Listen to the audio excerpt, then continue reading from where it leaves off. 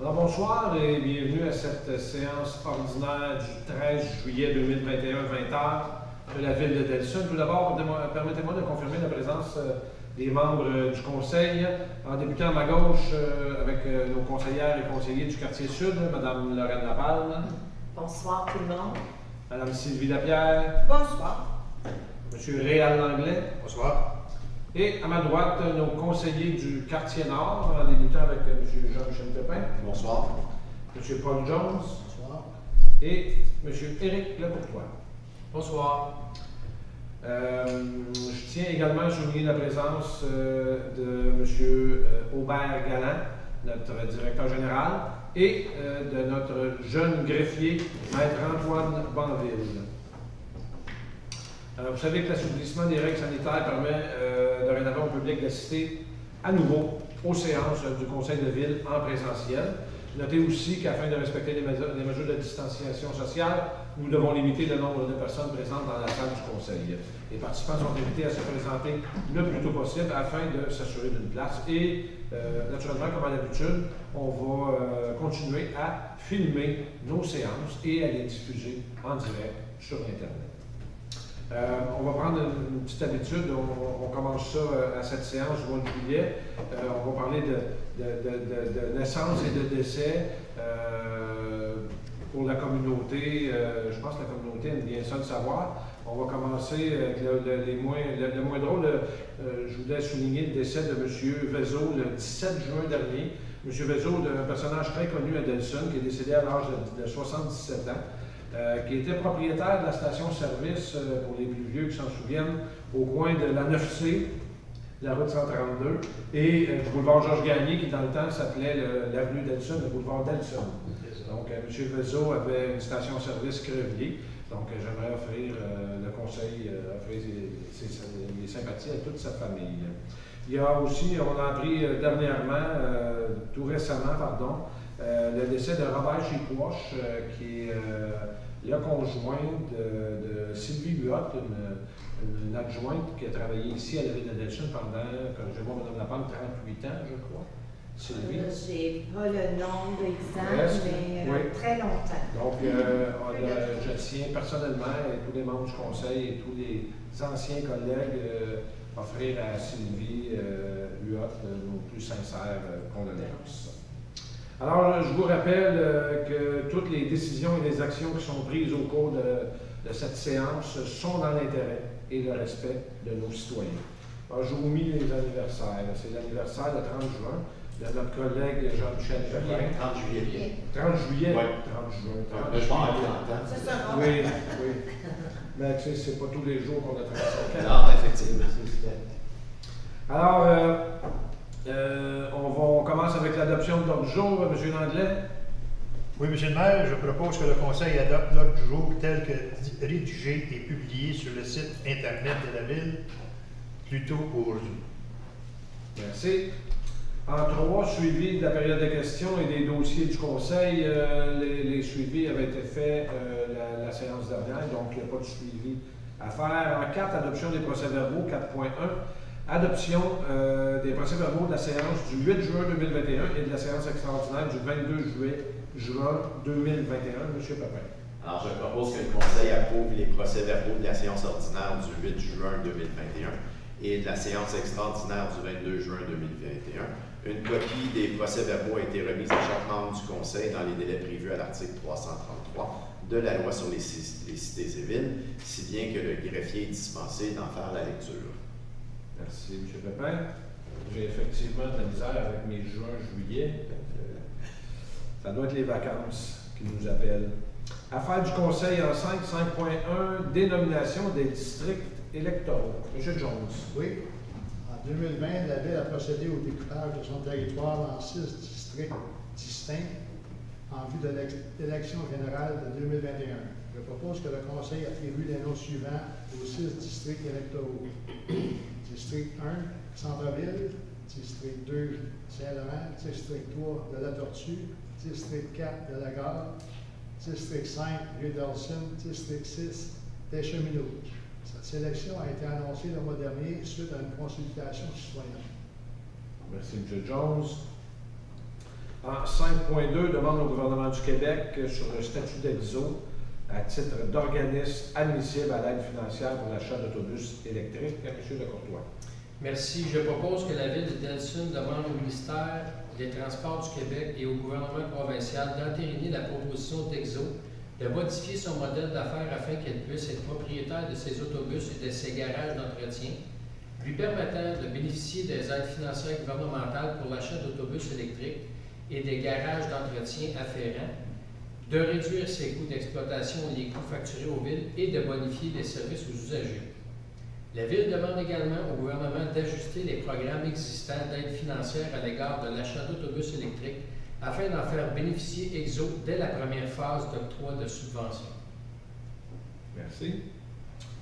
En 6, règlement 6.1, adoption du second projet de règlement numéro 901-32, modifiant le règlement de zonage numéro 901. Madame Lapalme.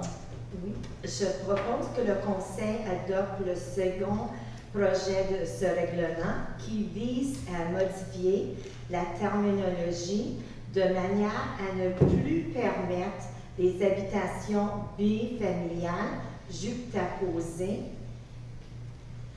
et imposer des proportions minimales de couvert végétal en cours avant et en cours arrière avant fixe pour les classes résidentielles H1 et H2, habitations unifamiliales à trifamiliales, et modifier la grille des usages et normes de la zone H309 de manière à augmenter la largeur et la superficie minimale des terrains pour les habitations unifamiliales jumelées, et aussi modifier les grilles des usages et normes des zones H311 et P312 de manière à ne plus permettre les habitations trifamiliales et augmenter la largeur et la superficie minimale des terrains pour les habitations bifamiliales. Aussi, modifier la grille des usages et normes de la zone H313 de manière à ne plus permettre les habitations unifamiliales jumelées et trifamiliales et augmenter la largeur et la superficie minimale des terrains pour les habitations bifamiliales.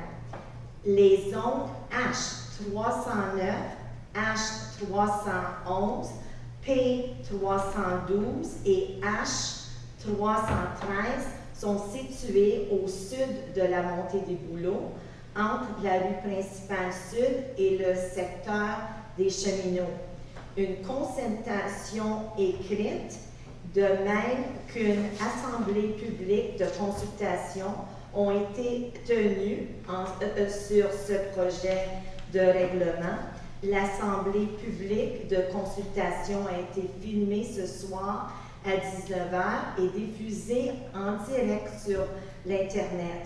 Elle peut être revisionnée en tout temps sur le site Internet de la Ville. Merci, Mme Lapalme. J'en ai eu pour mon argent. C'est de loin une des plus longues que j'ai vues depuis un bout. Merci, Mme Lapalme.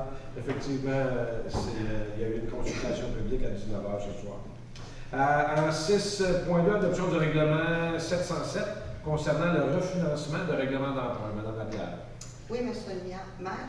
Alors, je propose que le Conseil adopte ce règlement qui a pour objet de modifier le règlement 707, décrétant un emprunt de 126 700 $ et une dépense du même montant pour couvrir les frais de refinancement de 13 règlements d'emprunt. Ce refinancement est nécessaire puisqu'une émission d'obligation viendra à échéance le 23 août 2021. Le montant à refinancer s'établit à 6 333 000 $. Merci, Mme Lapierre. En 6.3, adoption du règlement numéro 1003-99 modifiant le règlement 1003-99 concernant l'utilisation de l'eau potable à l'extérieur des bâtiments. Monsieur Langlais. Oui, Monsieur le maire, je propose que le Conseil adopte ce règlement qui a pour objet de modifier le règlement numéro 1003-99 de manière à normaliser les élus d'interdiction d'utilisation de l'eau potable entre les municipalités desservies par l'usine de filtration de Candiac. Merci. 7, pas de point. Communication. 8, aucun point aussi. En direction générale, 9, environnement, aucun point. En 10, greffe et affaires juridiques, 10.1, dépôt du procès-verbal de correction de la résolution 285-20 du 15 décembre 2020, M. Pepin. Alors, il s'agit de prendre acte du dépôt du procès-verbal de correction de la résolution numéro 285-20 du 15 décembre 2020, conformément à l'article 92.1 de la loi sur les cités civiles. Le montant inscrit au premier paragraphe de la résolution comporte une erreur d'addition. Il fallait inscrire 25 565 500 $, au lieu de 23 800 000 pour le total des dépenses en immobilisation pour le PTI 2021, 2022, 2023. PTI, pour le bénéfice de nos auditeurs, PTI, c'est le programme de triennal d'immobilisation, donc les investissements que la Ville souhaite faire. En 10.2, dépôt du procès-verbal de correction de la résolution, cette fois-ci, la 140-21 du 8 juin 2021. Ça, c'est M. Jones. Oui, alors il s'agit de prendre acte du dépôt du procès-verbal de correction de la résolution numéro 140-21 du 8 juin 2021. Le numéro de la programmation a été ajouté à 2 endroits dans la résolution afin qu'elle soit conforme au guide relatif aux modalités de la TEC 2019-2021. Tant qu'à des acronymes, pour le bénéfice de nos auditeurs, la TEC, c'est la taxe sur l'essence, c'est la compensation du Québec, la fameuse taxe sur l'essence. En 10.3, renouvellement des assurances contre les cyber-risques 2021-2022. M. Lecourtois. Oui, je propose que le Conseil autorise le renouvellement des assurances contre les cyber-risques 2021-2022 d'une somme de 6 713 $, incluant les frais de l'UMQ et les taxes. La Ville fait partie de l'entente de regroupement de municipalités au sein de l'UMQ relativement à l'achat en commun de produits d'assurance pour les cyber-risques 2019-2024. On va continuer l'UMQ, l'Union des municipalités du Québec. J'allais le dire. En 10.4, renouvellement des assurances pour les parcs de roulis roulants, pistes de BMX et aménagements semblables pour l'année 2021-2022. Madame Lapalme, on a le plus facile cette fois-ci. Oui.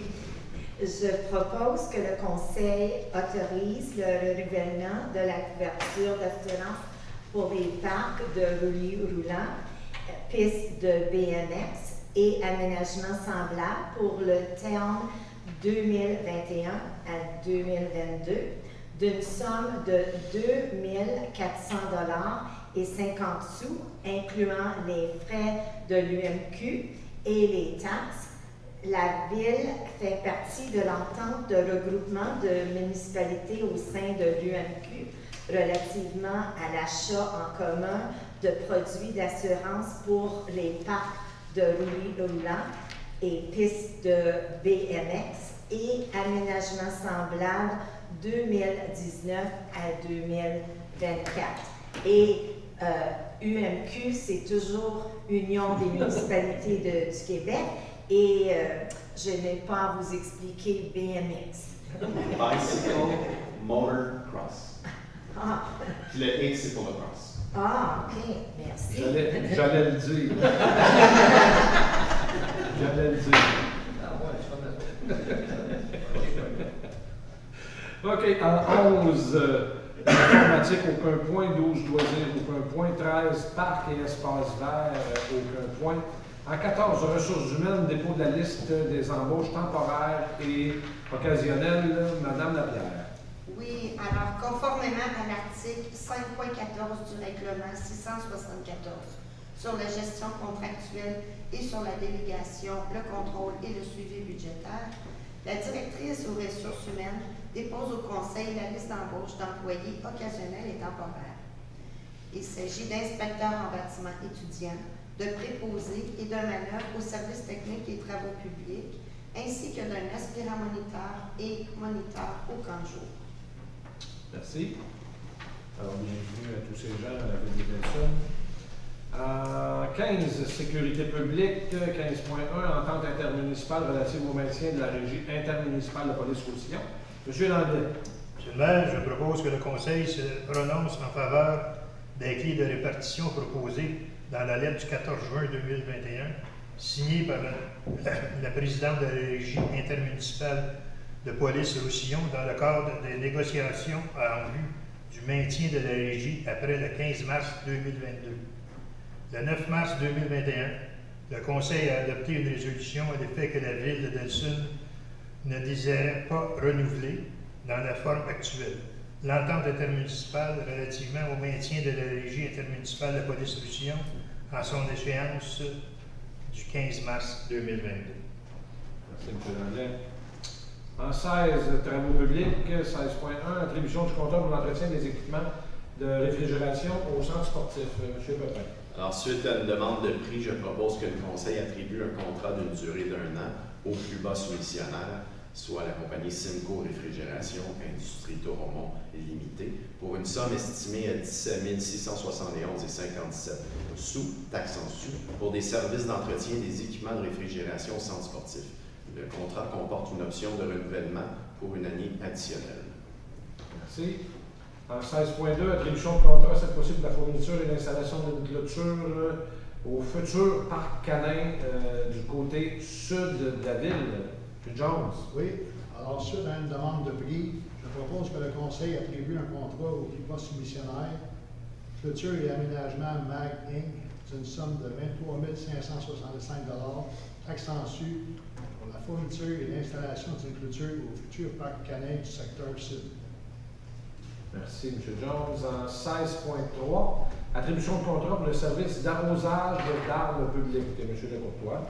Merci. Suite à une demande de prix, je propose que le Conseil attribue un contrat à Urbex Construction Incorporée d'une somme n'excédant pas 45 000 taxes en su pour des services d'arrosage d'arbres publics. Merci. En 17, trésorerie. 17.1, ratification de la liste des chèques et des déboursés. Madame Laval. Oui, je propose que le Conseil approuve les paiements de la liste des chèques d'une somme de 363 035 et 61 sous, des dépôts directs aux fournisseurs d'une somme de 428 355 et 32 sous et des déboursés par débit direct d'une somme de 34 947 et 41 sous, le tout totalisant 826 338 et 34 sous pour la période du 27 mai au 29 juin 2021. Merci. En 17.2, dépôt du rapport des dépenses autorisées par le responsable d'activité budgétaire, Mme Lapierre. Oui, il s'agit de prendre acte du dépôt par le trésorier du rapport de dépenses autorisé par les responsables d'activité budgétaire qui s'élève à 504 839 et 79 pour la période du 27 mai au 28 juin 2021, conformément au règlement 674 sur la gestion contractuelle et sur la délégation, le contrôle et le suivi budgétaire. Merci. Toujours en 17.3, dépôt du rapport des transferts budgétaires autorisés. M. Landais. Monsieur le maire, il s'agit de prendre acte du dépôt par le trésorier du rapport de transfert budgétaire autorisé s'élevant à un montant de 7 950 pour la période du 27 mai au 28 juin 2021, conformément au règlement numéro 674 sur la gestion contractuelle et sur la délégation, le contrôle et le suivi budgétaire. Merci, M. Landais. En 18, urbanisme, 18.1, demande de dérogation mineure aux 2 rues Roche-Delson. Donc, je déclare être susceptible d'être en conflit d'intérêt, donc je m'abstiendrai de participer aux délibérations et au vote s'il y a lieu. Alors, cette demande de dérogation mineure concerne la hauteur de la porte de garage et vise à permettre une porte de garage résidentielle d'une hauteur de 2,74 mètres, alors que le règlement de zonage numéro 901 prescrit une hauteur maximale de 2,44 mètres. Est-ce qu'il y a des personnes intéressées à émettre des commentaires dans la salle sur cette demande de dérogation? Non? Pas de commentaire? Alors, le comité consultatif d'urbanisme a fait une recommandation favorable et je propose que le Conseil approuve la demande telle que présentée. Merci. En 18.2, demande d'approbation d'un projet d'agrandissement résidentiel au 109 rue Saint-Laurent. M. Jones? Oui, je propose que le Conseil approuve le projet d'agrandissement résidentiel qui est la rénovation extérieure du bâtiment afin d'ajouter une section supplémentaire au 2e étage de l'habitation tel que présenté, conditionnellement à ce que le revêtement de toiture en tableau d'asphalte soit de la même couleur que l'existant. Merci. Toujours en urbanisme, 18.3, demande d'approbation d'un plan d'implantation et d'intégration architecturale de la construction d'une habitation unifamiliale au futur 17 rue Lamarche. M. Lecourtois. Merci. Je propose que le Conseil approuve le projet de construction d'une habitation unifamiliale aux conditions suivantes. La haie de cèdre sur la ligne arrière du terrain devra être conservée et protégée lors des travaux et une garantie bancaire de 1 000 $ devra être remise à cet effet. Les 2 arbres existants en cours avant devront être abattus et déplacés hors de la servitude en faveur de la ville de Delson et une garantie bancaire de 400 $ devrait être remise à cet effet. Merci. En 18.4, demande d'approbation d'un projet de rénovation et modification de façade au 3741 rue de la Station. Madame Lapalme. Oui, je propose que le Conseil approuve le projet de rénovation visant la réflexion du revêtement des balcons et le remplacement de 3 fenêtres en façade du bâtiment. Merci. 18.5, demande d'approbation d'un projet d'affichage au 181 chemin Saint-François-Xavier. Madame Lapierre, pardon. Donc, je propose que le Conseil approuve le projet d'affichage tel que présenté pour le siège social de la place d'affaires Le Cuteau. Le projet consiste au remplacement des enseignes existantes, l'une attachée au bâtiment sur le mur de la façade avant, ainsi que l'autre enseigne détachée du pylône en cour avant, le long du chemin Saint-François-Xavier. Merci. 18.6, autre demande de projet d'affichage, cette fois-ci au 193 chemin Saint-François-Xavier. M. Landais. Monsieur le maire, je propose que le Conseil approuve le projet d'affichage tel que présenté pour la place d'affaires Traction. Le projet consiste au remplacement de l'enseigne existante attachée au bâtiment sur le mur de la façade avant. Merci, M. Landais. Point 19, aucune affaire nouvelle. En 20, période d'intervention des membres du Conseil, toujours en débutant avec Mme Lapalme à ma gauche, qui va nous parler du musée ferroviaire Expo Rail. Oui, je suis très fière d'annoncer que l'Expo Rail fête ses 60 ans cette année.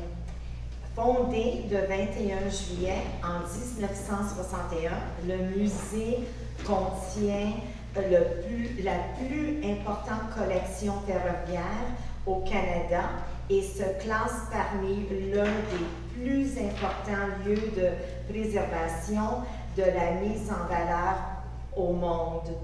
Établi sur les 2 territoires de Delson et de Saint-Constant, c'est un endroit idéal pour s'amuser en famille sans même quitter la ville. Visite guidée, animation, balade en tramway et en train, le musée regorge d'activités qui raviront petits et grands. En tant que fier résident de Delson, vous avez accès gratuitement à l'Expo-Rail sur présentation d'une preuve de résidence. Prenez note qu'il est nécessaire de réserver vos billets pour une date et une heure prédéterminée via la billetterie en ligne. Pour ce faire, rendez-vous sur exporail.org. Merci Mme Laval. J'aurais dû mentionner tantôt pour le bâtiment sur la rue 37 à 41, rue de la Station, que c'était le premier bureau de poste à Delson. Et ça dès 1920. Et ça a existé pendant... le bureau de poste a été là pendant 30 ou 40 ans. Ouais, Un fait très intéressant. Oui, on est content. Le bâtiment est conservé, le bâtiment est rénové, donc c'est intéressant. Oui. Madame Lapierre, vous allez nous parler d'œuvres d'art à Delson, mais d'un petit concours. Exactement. Vous avez sûrement remarqué que notre bibliothèque est maintenant ornée d'une magnifique fresque qui a été réalisée par l'artiste Olivier Gaudette. Cette œuvre se veut un hommage aux bâtisseurs de Delson, ainsi qu'au trésor de lecture gardé par notre précieuse bibliothèque. Mais aviez-vous remarqué que l'œuvre n'est pas tout à fait complète? En effet, certains des livres sont sans titre et sans auteur ou autrice. C'est donc à vous, chers citoyens de Delson, d'apporter la touche finale. Nous vous invitons à soumettre vos idées pour un titre de livre, pour identifier les 3 livres anonymes. Si le défi vous intéresse, envoyez vos suggestions à l'adresse suivante, réception@delson.qc.ca. Au plaisir de vous lire et de vous croiser à la bibliothèque. Merci. M. Landais, il y a de la nouveauté au service d'incendie de Delson. Oui, M. le maire. Comme vous dites, il y a de la nouveauté au service de sécurité d'incendie de Delson. En effet, depuis le 3 juillet dernier, les services de protection et de prévention contre les incendies sont assurés par la Régie intermunicipale d'incendie de Saint-Constant et Sainte-Catherine. Via cette nouvelle entente, la Régie fournit à la ville de Delson un service complet en matière de sécurité publique, ou d'incendie, excusez. Cela inclut le service de prévention, le service de premier répondant, le service de sécurité marine et le service d'accompagnement en matière de sécurité civile. Ce sont là des gains considérables pour nos citoyens. De plus, la desserte incendie nous permet une meilleure gestion des deniers publics, en garantissant un contrôle et une prévisionnalité des coûts. Très bonne chose pour notre ville de Delson que cette entente. Merci, M. Landais. M. Pépin va nous parler de la programmation estivale passée et à venir. Oui, effectivement, la ville de Delson est officiellement passée en mode estival et a mis à sa programmation une tonne d'activités. La saison a commencé par des spectacles extérieurs en juin avec les spectacles musicaux d'Étienne Drapeau, puis la formation Quartz qui ont tous deux connu un énorme succès. Le week-end dernier se déroulait l'édition 2021 du camping éphémère, mettant en vedette l'auteur, compositrice, interprète Andréane Amalette. Musique, activité, ciel étoilé, quelle belle façon de passer du temps en famille et entre amis. Tantôt, vous parliez de chiffres, je crois qu'il y avait 18 ans de 67? Oui, 18 ans de 67 personnes qui ont couché dans le parc La Tortue ce week-end. Puis en parlant d'étoiles, que dire nos fameuses soirées de diffusion des séries de la Coupe Stanley, dont la notoriété s'est rendue jusque sur les ondes de 98,5, pas une fois, mais 2 fois. Dans la même journée. Félicitations et merci à tous les Delsoniennes et Delsoniens qui ont participé en grand nombre. Alors, c'est pas fini, on a d'autres activités qui s'en viennent, alors nous vous invitons à venir encore nombreux aux prochaines activités de loisirs, notamment la traditionnelle épluchette de l'Éden prévue le 7 août ici à l'Hôtel de Ville. La semaine suivante, le spectacle de Guillaume Lafont, finaliste ou concurrent cette année à La Voix. Belle performance. Alors, le 14 août au parc Wilfrid Borman. Les soirées cinéma sous les étoiles qui débutent ce mercredi, demain soir, au parc Hector Saint-Cyr. Il y aura des films au parc Saint-Cyr et au parc La Tortue. Et aussi la soirée de projection signée Ciné Bagnole qui aura lieu dans le stationnement de l'Arena le 23 juillet prochain. N'oubliez pas, il est obligatoire de réserver votre place pour participer aux activités. Vous devez vous rendre sur le site delson.ca/inscription avec un S. Alors inscrivez-vous rapidement car les places sont encore limitées, mais même s'ils se déroulent à l'extérieur. Merci, M. Pépin. Cette fois-ci, c'est vous qui avez eu votre argent. Ben oui, c'est tellement. M. Jones va nous parler un petit peu de la COVID qu'on sent s'en aller derrière nous quand même, tranquillement. En effet. Le 9 juillet dernier, le parc de la Tortue a été l'hôte d'une clinique mobile extérieure de dépistage de la COVID-19. Nous sommes heureux de vous dire que plusieurs citoyens se sont prévalus de ce service gratuit et confidentiel. Nous profitons de l'occasion pour vous encourager à persévérer dans vos efforts de lutte contre la COVID-19. Le respect des mesures sanitaires en vigueur et l'obtention des 2 doses de vaccin sont nos meilleurs alliés pour conserver les progrès réalisés et nous assurer un retour à la normalité.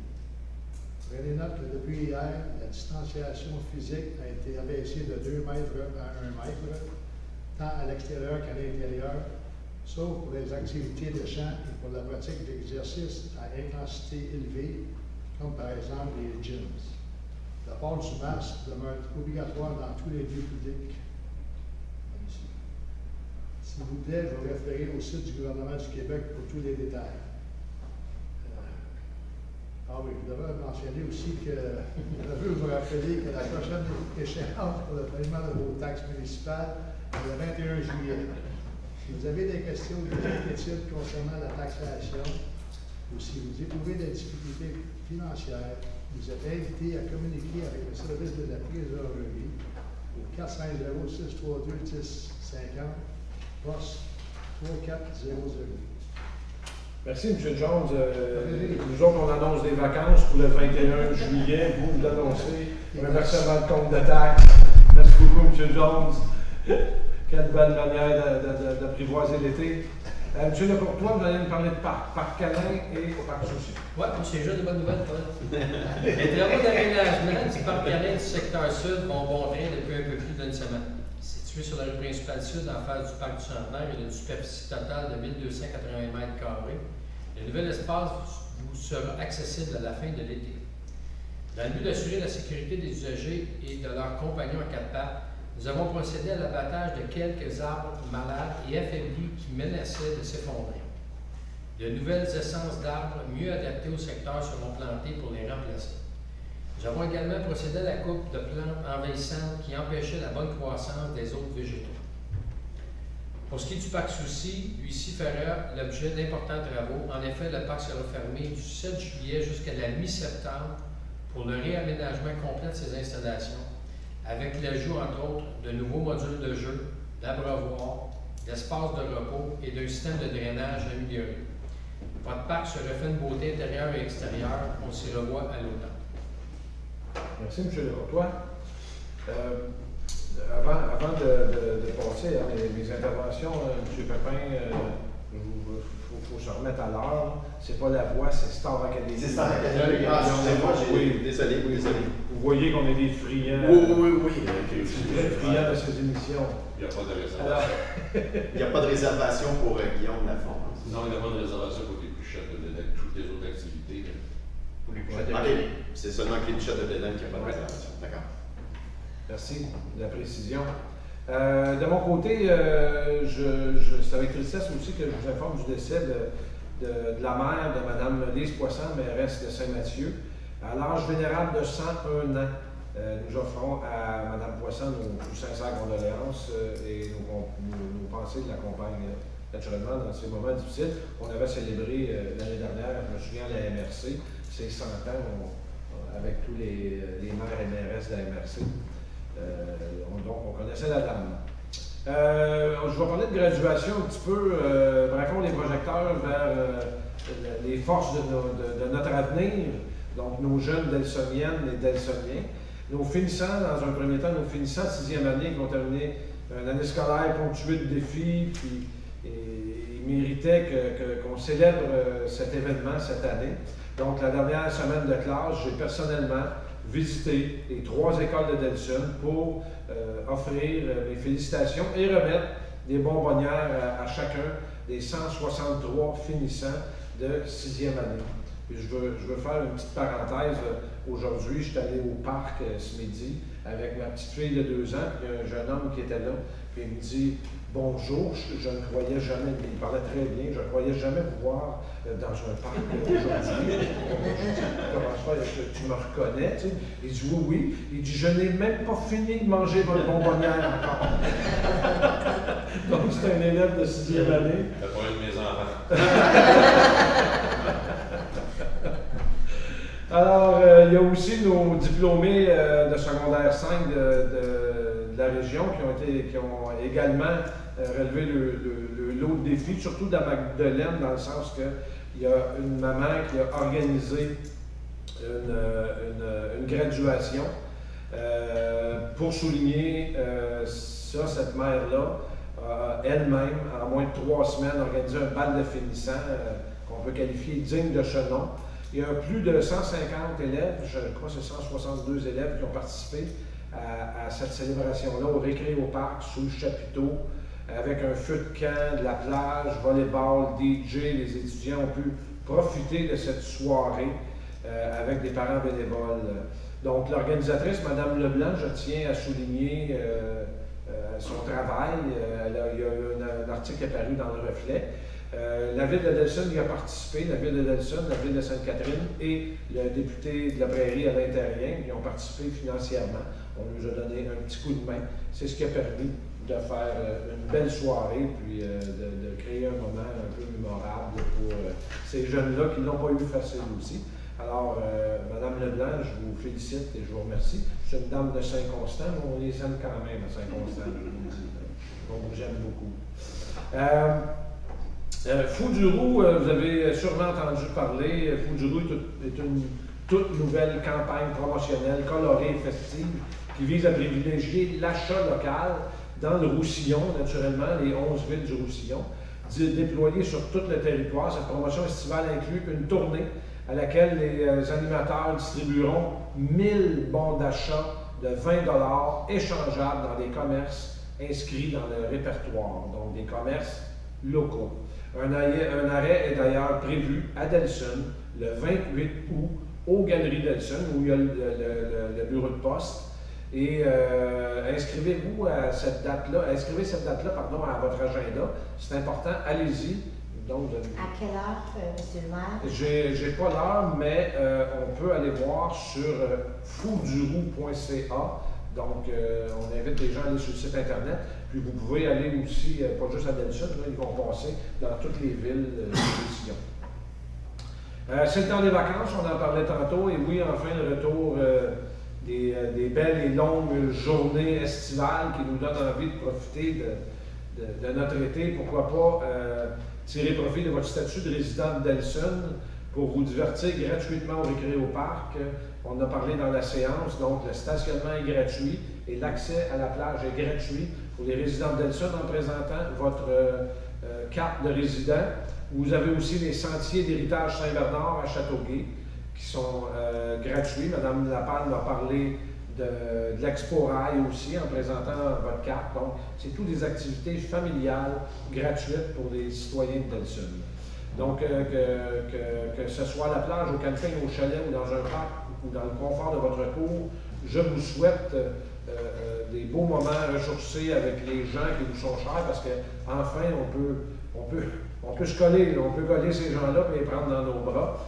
Alors, prenez note que je serai moi-même en vacances pour le 3 août prochain. C'est notre maire suppléant, M. Jean-Michel Pépin, qui présidera l'Assemblée. Je le surveillerai sûrement sur l'Internet en direct. Sûrement. Commencez à avoir une gym, là, Alors, on passe à la période de questions. Est-ce qu'il y a des gens dans la salle qui ont des questions pour nous? On a une personne qui nous visite, on est content. Ça fait plus d'un an et demi qu'on n'a pas eu personne qui vient nous voir. Je suis contente d'être en première. Vous pouvez vous approcher, oui. C'est ma première fois aussi, donc... Allez-y, posez votre question. Vous n'êtes pas enregistré à partir de ce micro-là, fait que la distance est moins importante. Good! On fait ça! Bon, ben bonsoir, monsieur le maire. Bonsoir. Mesdames les conseillères, messieurs les conseillers, monsieur le directeur général et monsieur le directeur. Mon nom est Danielle Lalonde, j'habite au 97 rue du Fleuve à Delson et je vous parle ce soir du projet de développement au 29-25 rue du Fleuve qui devait être sur l'agenda du jour ce soir mais qui a été remis. J'ai parlé avec Mme Bisson, l'urbaniste, puis elle a répondu à beaucoup de mes questions, elle était très très gentille, mais j'ai quand même des questions auxquelles j'ai comme pas vraiment été capable d'avoir des réponses. Puis je ne connais pas à fond tous les règlements, qu'est-ce que je peux savoir, qu'est-ce que je ne peux pas savoir. Je sais que les projets des voisins sont protégés au niveau de la confidentialité et tout. Mais ce projet-là touche beaucoup notre voisinage et entre autres mon terrain. Et ma première question, c'est, je sais qu'il y a eu une modification de règlement. Moi, je n'étais pas au courant de la vente du terrain parce que la terrain à côté de chez nous, il n'y avait pas de pancarte de vente, c'était comme vendu en secret, puis il y avait des rumeurs, puis la voisine n'était jamais là, je n'étais pas capable d'avoir des réponses, puis j'ai su trop tard qu'il y avait une modification de zonage pour maintenant permettre un logement de 28 unités. Moi, la première réaction, c'est que je pense que n'importe quel propriétaire de maison unifamiliale n'aimerait pas avoir un gros logement, un gros bâtiment de 28 logements dans leur cour. Fait que moi, j'essaie de savoir c'est quoi le raisonnement du conseil ou des gens qui prennent la décision. C'est quoi les avantages dans le voisinage d'avoir un bâtiment de 28 unités versus, mettons, 4 bâtiments de 7 unités ou 7 bâtiments de 4 unités. Quelque chose de plus petit. Okay. Mais je ne sais pas si on a vécu un peu les mêmes situations lorsque je suis arrivé en 2016 sur la place du Manoir. Le zonage des terrains, vous savez, bon, c'est des terrains quand même assez brisés. On a une vue sur Montréal, on est quand même sur Marie-Victorin, qui est une rue quand même assez passante, une rue assez achalandée. On n'est pas sur la 2e avenue à Delson. Donc, c'est des terrains qui sont quand même assez brisés.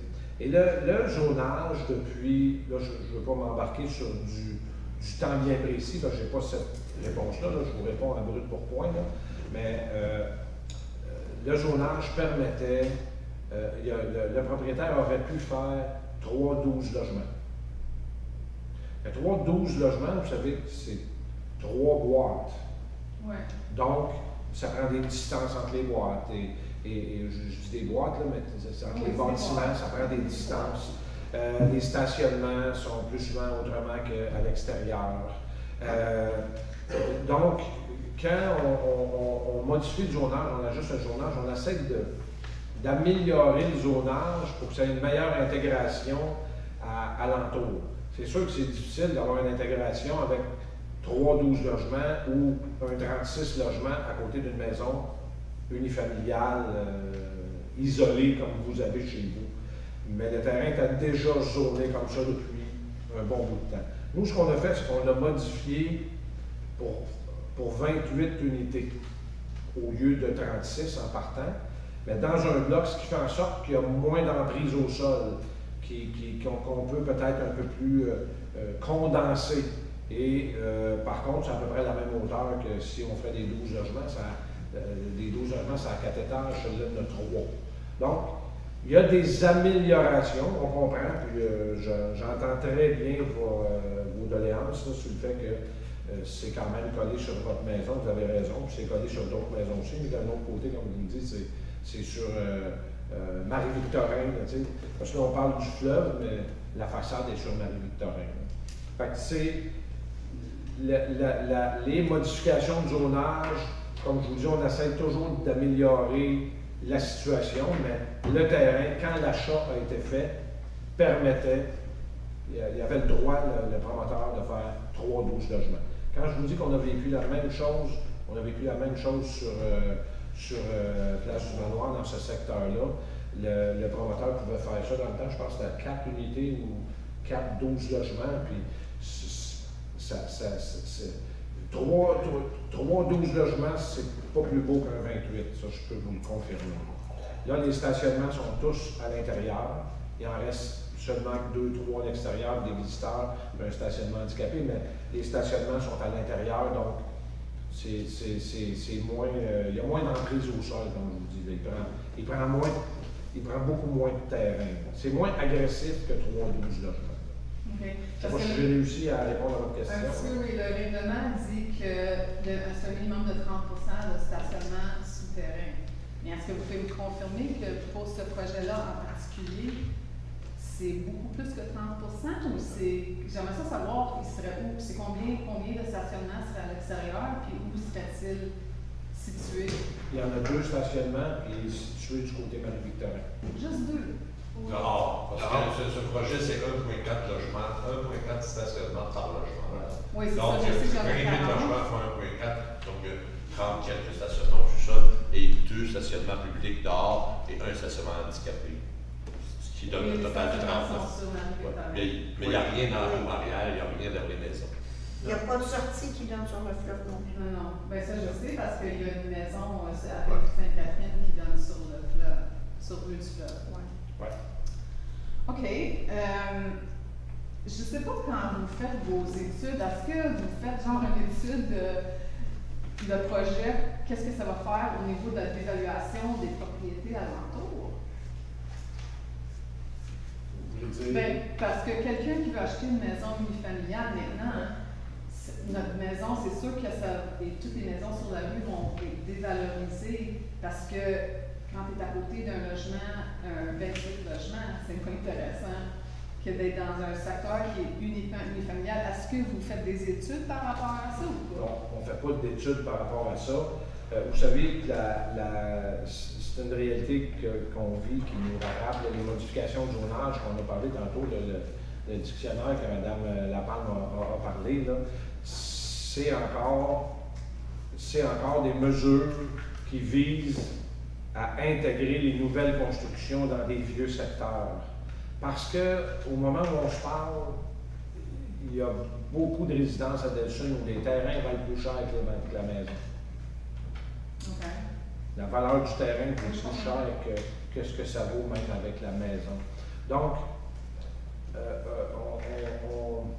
je dirais pas on subit parce qu'on contrôle, on a des règlements, mais on modifie les règlements sans bon sens justement pour permettre de limiter ces interventions-là qui sont faites. Puis on ne peut pas blâmer les promoteurs. Les promoteurs, eux autres, ce qu'ils souhaitent, c'est maximiser le plus possible les terrains. On a des règles assez strictes. On a des programmes d'intégration architecturale, on a des PIA.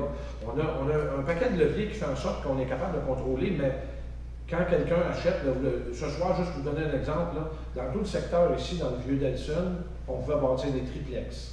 C'était comme ça le règlement. C'était correct, sans bâtisserie de temps en temps, mais là, c'est rendu que ça prolifère. Donc, on a limité les triplex. On a dit, OK, on va aller jusqu'à des duplex. C'est pour ça que dans le secteur où vous êtes, là, vous avez une clinique médicale sur un côté, il y a un côté qui est commercial. Ce secteur-là est voué à être densifié, là, je vous le dis aujourd'hui, puis c'est le début, là, vous voyez, parce que il y a d'autres projets qui sont sur la table à dessin en ce moment, qu'il y a des promoteurs qui sont venus nous rencontrer, nous dire, qu'est-ce qu'on peut faire avec ce secteur-là? Donc, il y a d'autres densifications qui s'en viennent alentour. Et malheureusement, il y aura toujours une ligne où il y aura quelqu'un qui va être collé. Si vous me parlez de valeur, moi je peux juste vous dire que vous ne perdrez pas de valeur. On parle de valeur monétaire. Est-ce que vous allez perdre peut-être plus, vous allez peut-être avoir moins de quiétude? Peut-être. Ça se peut parce que...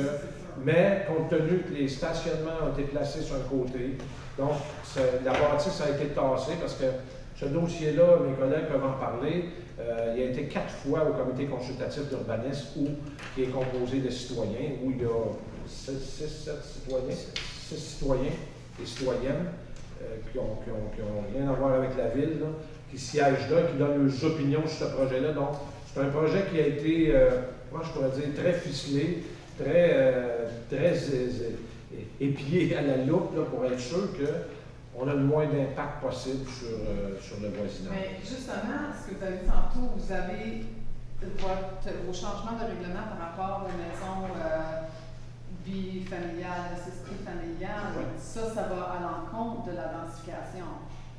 C'est le contraire, c'est moins dense. Alors, mais là, ici, c'est... Comprenez-vous? C'est comme... Je vois pas pourquoi vous avez choisi dans un sens, c'est la densification, dans l'autre sens, c'est la C'est les secteurs commerciaux un petit peu, puis les zones de stationnement incitatif qui font... c'est autour de ça qu'on va densifier, plus que d'autres secteurs. Nous sommes chez Mme Baron.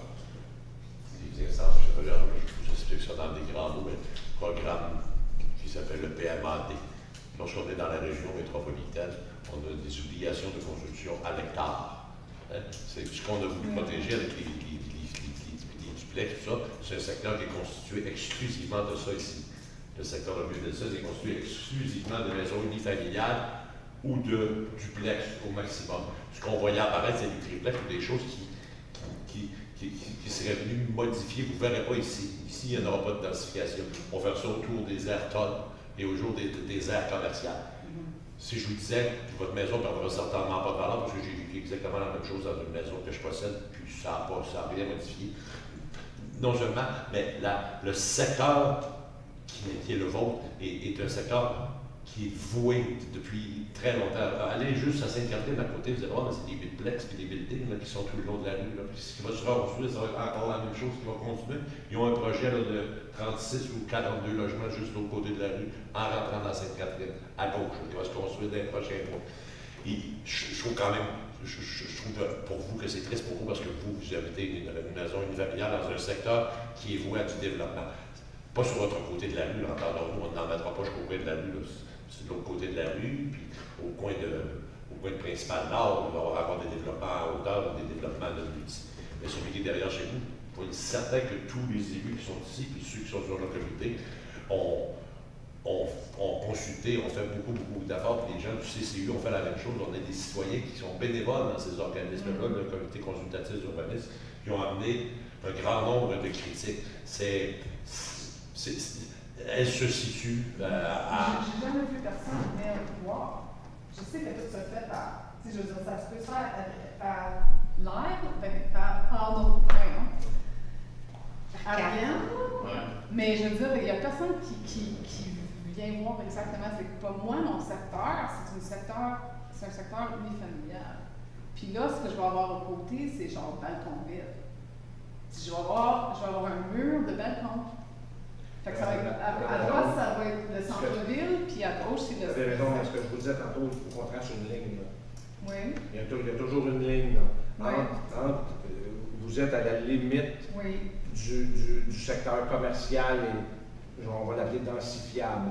Vous êtes juste comme de l'autre côté. Chaque côté de Marie-Victorin, c'est voué à lever. Donc, en arrière, des gens qui sont au sud, en arrière de la clinique médicale, en arrière où il y a la rôtisserie blanche, c'est du résidentiel, mais ils sont adossés à un secteur commercial qui est voué à être en hauteur, à être densifié aussi. Vous êtes de l'autre côté. Ce côté-là aussi est voué à être densifié, puis vous êtes sa ligne, là, parce que il n'y aura pas de maisons qui vont se démolir sur la rue Lamarche là, demain matin pour faire 28 logements. Là. Ce terrain-là est sur le bord de Marie-Victorin. Il y a d'autres terrains parce que il y en a du locatif, là, du multilogement, juste de l'autre côté du Riviera.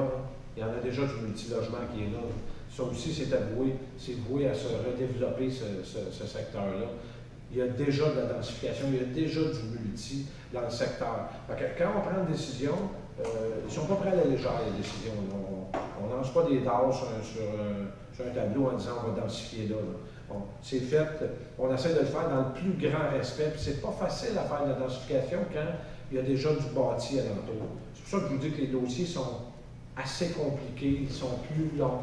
Quand on pense qu'un projet comme ça, on est rendu presque à 1 an et demi là, avant d'émettre un permis. C'était à l'Assemblée ce soir, puis il y a encore des points qui nous titillent. C'est ça, c'est mon question. Pourquoi, comme les autres villes, quand ils ont un projet comme ça, ils ont des consultations publiques sur le projet avant que le permis soit émis? Là, je me fais dire que je n'ai pas le droit à l'information tant que le permis n'est pas émis. Il y a tous les projets de modification de zonage ont des consultations publiques. Tous les projets. De zonage, oui. À chaque fois qu'on change oui, le zonage. Oui, le changement de zonage de 20 à 28, j'ai compris que c'est ça, j'ai manqué le bateau là-dessus, c'est pas grave. Là. Mais pour le projet comme tel. Il n'y a pas de consultation publique pour tous les projets dans les villes. Pas pour les projets, pour les modifications de zonage. Mais le projet, il n'y a pas des consultations pour les projets. Moi, ma question est plus simple. Est-ce qu'il y a quelque chose, moi, que je peux faire pour éviter que j'ai, je ne sais pas, 28 divisé par 4, 7, 8 balcons qui donnent sur mon terrain? Est-ce que j'ai quelque chose à faire? Bien, chez vous, ça va être beaucoup moins de ça parce que ça a été, il y a même un étage de moins. Votre maison va être plus haute que ce bâtiment-là, de votre côté. Ouais. Ma maison canadienne. Oui, il y a deux étages. Est-ce que vous êtes dans l'arrière à 97? Et dans le fond, effectivement, Quand on du côté du fleuve. Vous connaissez tous, hein? Vous connaissez toute la maison? Pardon? Excuse-moi. Vous connaissez toute la maison? Je suis sûr, j'ai vu quelques fois. Oui. En vue aérienne, en vue de face, partout. Quand on est devant, en arrière. Il y a la rangée des maisons de ville. La tout à fait. Non, madame est en arrière sur le fleuve. C'est ça, son adresse est sur le fleuve. Fait qu'elle est comme un peu adossée. C'est pour ça qu'on a fait avancer le véhicule de logement sur le bord de Marie-Victorin pour la retirer, l'éloigner le plus possible de la maison dans le Marais. Il y aurait comme une zone tampon. Ça, c'est notre terrain ici. Ça, c'est le nouveau projet. Fait en fait, le lot qui a été acheté longe notre terrain 74 mètres de long. Mais ici, il y a 42 mètres. Ici, que c'est vraiment adjacent. Puis nous, quand ils ont parti notre maison, la nage, le règlement pour la nage était 2 mètres. Fait qu'on est collé sur la nage. Fait que j'ai comme ici, c'est ça. La portion du 28 unités qui est collée sur votre maison, elle a 2 étages. Elle n'a pas 3 étages. Mais ça, c'est une autre question. Ici, derrière chez nous, il y a les maisons de ville qui sont juste à côté sur Marie-Victorin. Ouais. Quand ils ont fait la construction, vous m'entendez? Il marche pas ce micro-là. C'était pour la caméra, parce que c'est plus facile pour la caméra. OK. En tout cas, quand ils ont fait la construction des maisons de ville derrière chez nous, il y a quelques années, ils ont soulevé le terrain. Depuis ce temps-là, toute l'eau vient vers le fleuve chez nous. Fait que nous, on a été obligés de bâtir des barrages, de soulever notre terrain juste devant notre maison parce qu'on avait de l'eau dans le sous-sol depuis la construction pendant des années. On a soulevé, on a fait on a tout réaménagé, tout refait le sol et tout. Puis là, je veux être sûre que le terrain à côté, comme vous dites que ça va être plus bas que ma maison, mais je veux être sûre que le terrain à côté, il ne peut pas lever, puis là, je vais avoir de l'eau qui vient de chez eux aussi. Là. Comment est-ce qu'on... Ça, ce que je vous propose, c'est de reparler à Mme Bisson, au service de l'urbanisme, puis de lui mentionner ces craintes-là que vous avez, puis Mme Bisson va s'assurer avec le promoteur que son eau reste chez eux. Ça, c'est la première base de l'eau, il faut que ça reste chez nous, ou il faut qu'on s'occupe. C'est ça. Est-ce que vous aviez rapporté à la ville d'autres éléments qui faisaient qu'on avait construit près de chez vous, puis ça s'est coulé chez vous? C'est illégal, ça, c'est complètement illégal. C'est ça que mon frère est architecte, c'est ça qu'il m'a dit. Mon mari a dit oui, c'est plein à la ville. Ça fait quoi? Ça fait 6-7 ans de ça. Pas plus que ça. C'est ça, 10 ans? 10 ans, minimum 10 ans. Ben moi, je suis là depuis 15 ans, puis il me semble que peut-être 10 ans, non, en tout cas, c'est loin, là. Je ne sais pas ce qu'il s'est dit à qui, mais il n'y a rien qui s'est... Il est clair que des projets comme ça doivent gérer à la fois leur leur eau pluviale, leur eau de rejet, puis peu importe les eaux qu'elles sont. Fait qu'eux, ils doivent ramener ça. Et en plus, je ne veux pas vous enseigner, mais dans les dessins que j'ai vus, le pluvial se fait vers Marie-Victorin. Fait qu'il va s'écouler carrément de l'autre côté. Il ne pourra pas drainer ses terrains vers l'arrière, il va drainer ses terrains vers Marie-Victorin. Il va devoir bâtir en conséquence que toute l'eau s'en aille à Marie-Victorin dans sa construction. Ça, je pourrais vous le confirmer si vous parlez à Mme Bisson. Je sortirai le dessin. Je sortirai le dessin du drainage de la rue. C'est des choses qu'on peut fournir. Donc, Mme Lessard, ce que ça, pas Mme Lessard, Mme Lalonde, pardon, ça, ce que ça amène que ça se peut que son terrain monte. Ça se peut que son terrain soit plus haut que le vôtre. Donc, si son terrain est plus haut que le vôtre, mais lui, il amène toute son eau à Marie-Victorin, c'est que votre terrain est trop bas. C'est votre terrain, dans le fond, qui s'égouttait vers le voisin, puis là, que l'eau reste chez vous. Comprenez-vous? Parce que quand il va bâtir, là, il va lever son terrain pour qu'il y ait une pente vers la rue. Oui, c'est ça, mais là... Ça c'est... Surtout sur une construction neuve, là, la ville surveille ça. Ça prend un pouce de pente, 1% de pente, pardon. Okay. Donc, il va falloir qu'il s'assure de ça. Vous n'aurez pas son eau, ça je peux vous le confirmer. Mais assurez-vous que c'est discuté avec Lucie, ça, Lucie Bisson, à l'urbanisme. OK. Puis,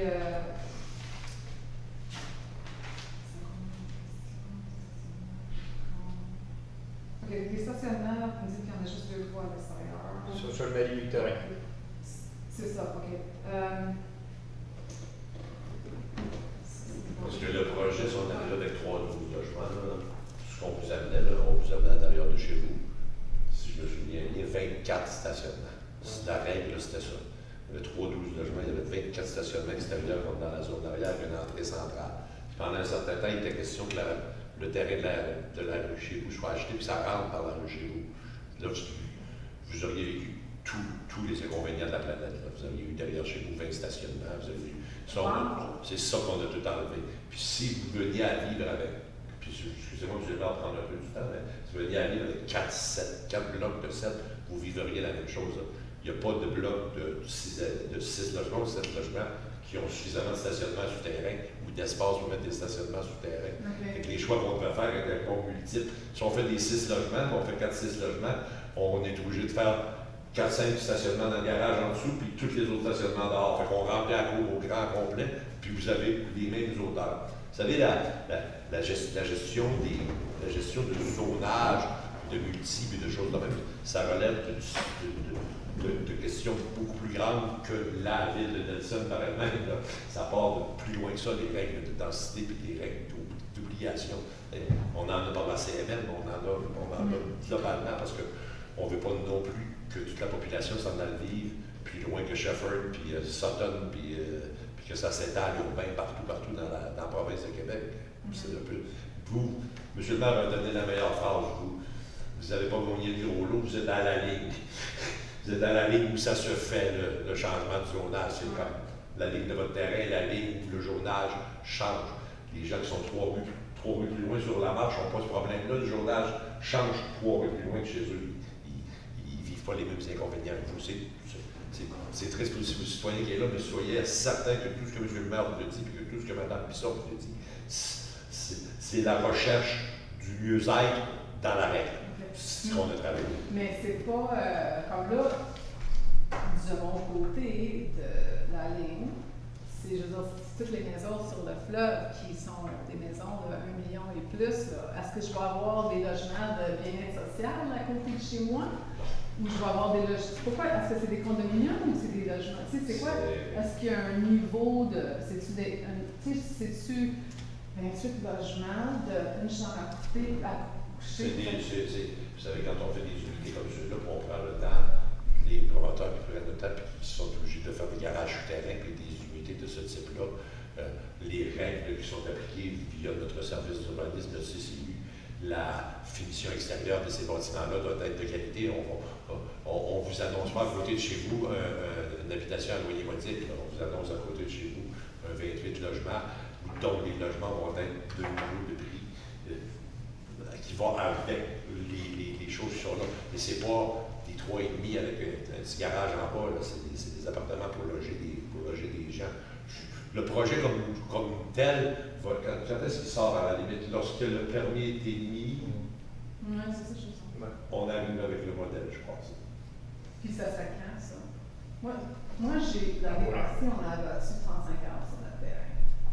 Là, je voudrais les planter, mais je veux planter des nouveaux arbres, mais en fonction de ce que je vais avoir comme voisin. Je voudrais maximiser tout ça. Quand est-ce que je vais pouvoir avoir juste un plan de site? Ça, comme je vous disais tantôt, gardez le contact avec Mme Bisson. Oui. Mme Bisson va vous mettre au fait que qu'est-ce qu'on peut vous dévoiler, parce que comme je vous dis, la journée qu'on émet un permis, est-ce qu'on est autorisé à peut-être vous dévoiler l'implantation, peut-être pas les plans, là, parce que ça appartient au propriétaire, mais peut-être l'implantation pour savoir où je vois la bâtisse. Puis Mme Bisson, elle va vous arranger ça, elle va vous dire, bien, la meilleure place pour planter vos arbres, c'est peut-être là, puis telle sorte d'arbre, puis on a donné en plus des arbres, si vous en voulez, là.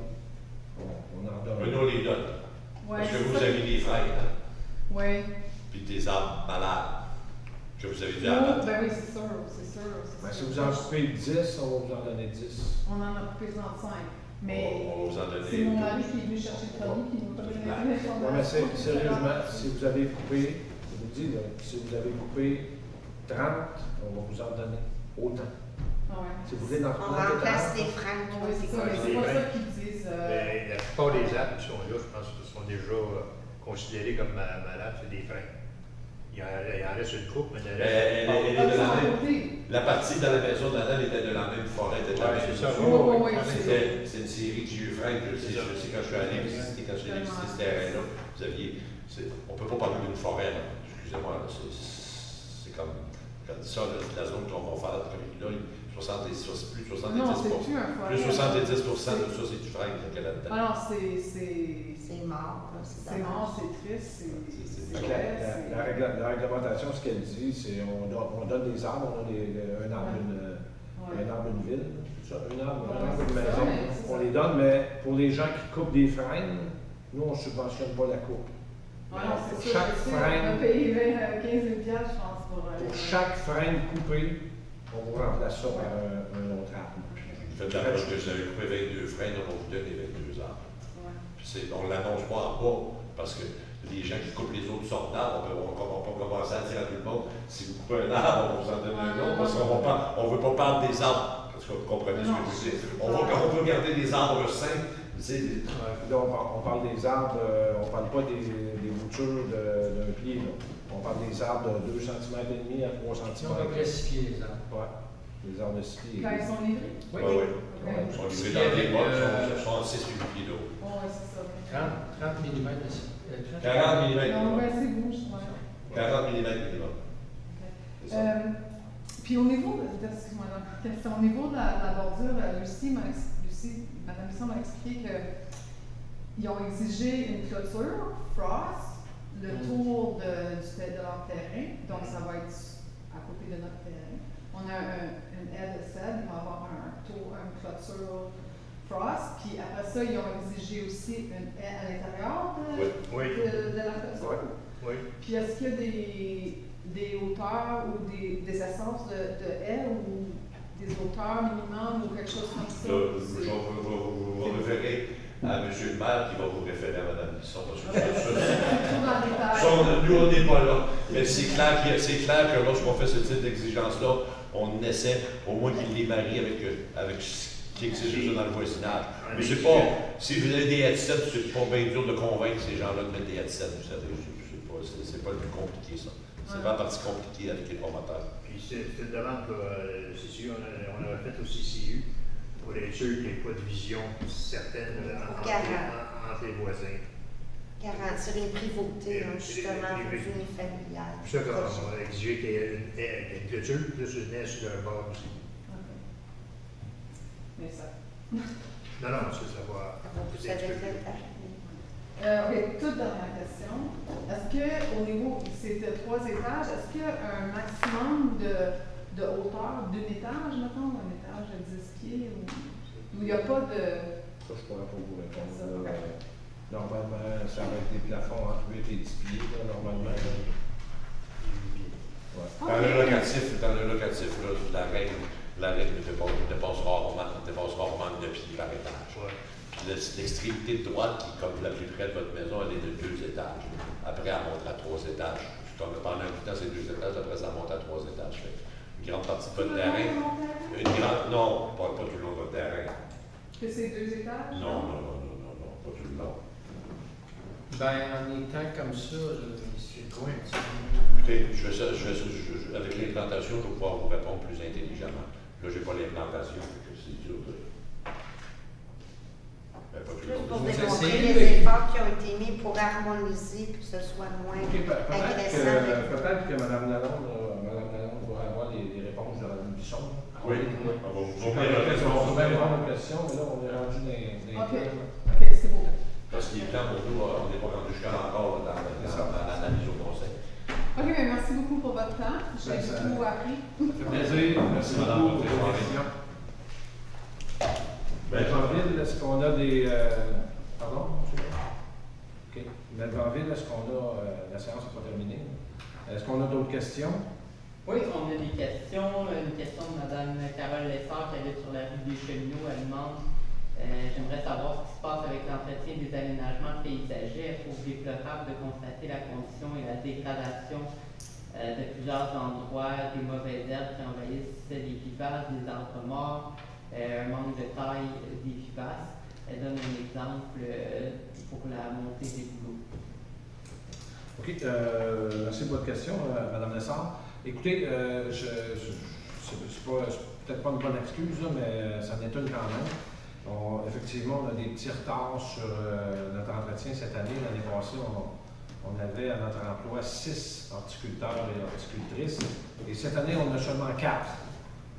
Pour des raisons qu'on connaît tous, là, avec la pénurie de main-d'œuvre, c'est toujours plus difficile à avoir de la main-d'œuvre. Donc, c'est un petit peu la raison, une des raisons principales du fait qu'on est en retard sur notre cédule un petit peu cette année.